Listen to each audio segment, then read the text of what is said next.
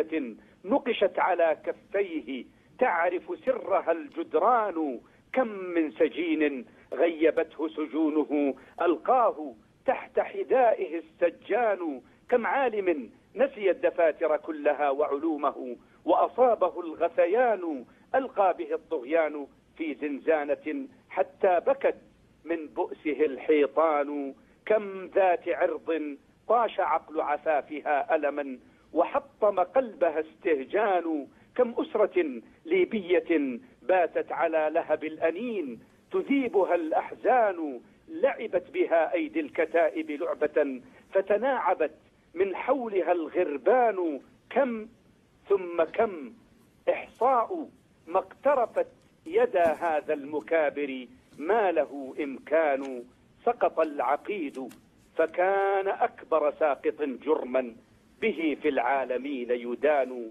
قد كان في البرج المشيد فانتهى لما قضى بوفاته الرحمن. وكذلك الباغي يمني نفسه بنجاته ومصيره الخسران. يا ليبيا يا واحة لعبت بها يد ظالم لعبت به الأضغان.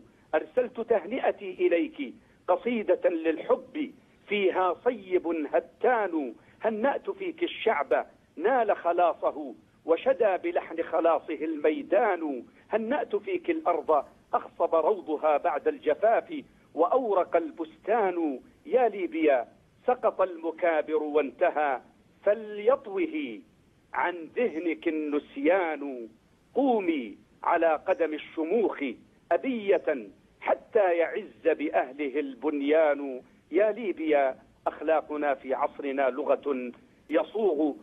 يا ليبيا أخلاقنا في نصرنا لغة يصوغ حروفها الإيمان. للنصر في الإسلام معنى شامخ يحلو به للمسلم الإحسان. سقط العقيد بظلمه وضلاله فتأملي ما يحمل العنوان. تسمو بلاد المسلمين وترتقي لما يعانق روحها القرآن. الله أكبر. لا فض فوق أبا أسامة، وأرجو أن تجهز لنا قصيدتين لبشار الأسد وعلي عبد الله صالح. شكرا جزيلا لك.